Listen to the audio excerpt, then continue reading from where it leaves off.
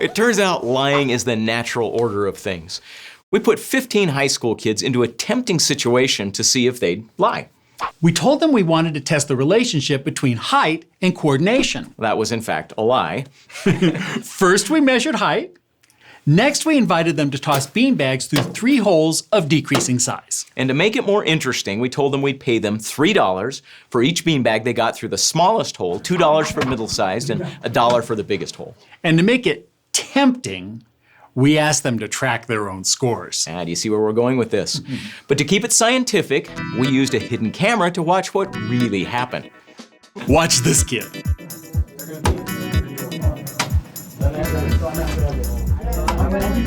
Here's his actual score. And listen to his report. What was your score? 3 threes, 2 twos.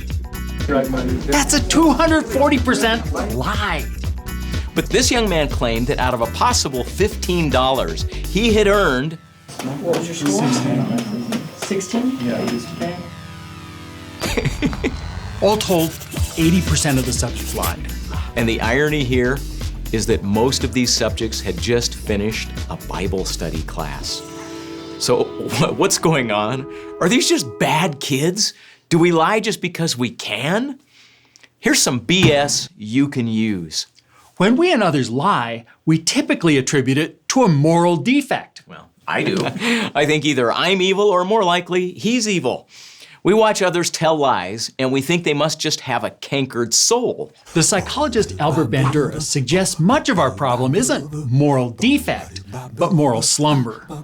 In other words, we're capable of making good moral choices, but we just aren't thinking about this choice as a moral one. We're morally asleep. You know, this is a pretty big idea, because if it's true, we need to spend less time judging each other and more effort alerting each other. But would that work? Next, we brought in 15 more kids and gave them the same instructions.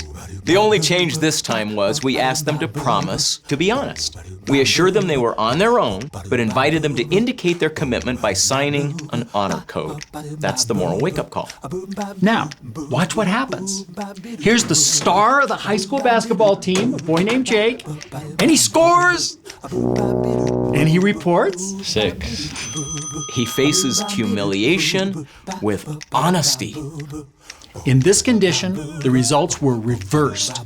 This time, 80% told the truth. That's staggering. They traded money for morality willingly. So what's the point? Many of our moral lapses aren't conscious, but mindless.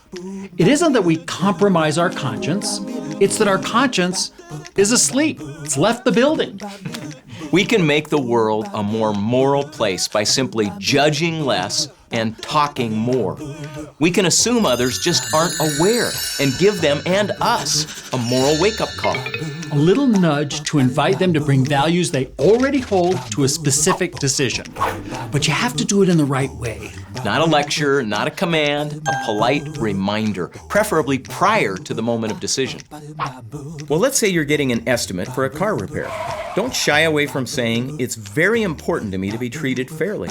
May I have your word that you will look out for my interests?" There's a big message here for leaders. If you aren't frequently infusing workplace decisions with appropriate moral meaning, you and your people will likely drift off into moral slumber. So you have 2 options. Either offer moral wake-up calls or invest more in auditing. What was your score? 16? Yeah. I'm David Maxfield. And I'm Joseph Grenny. And that's all the BS for today. Sharpen your behavioral science skills by subscribing to our channel for our latest videos and updates. Click here to subscribe, where we always promise to share some BS you can use.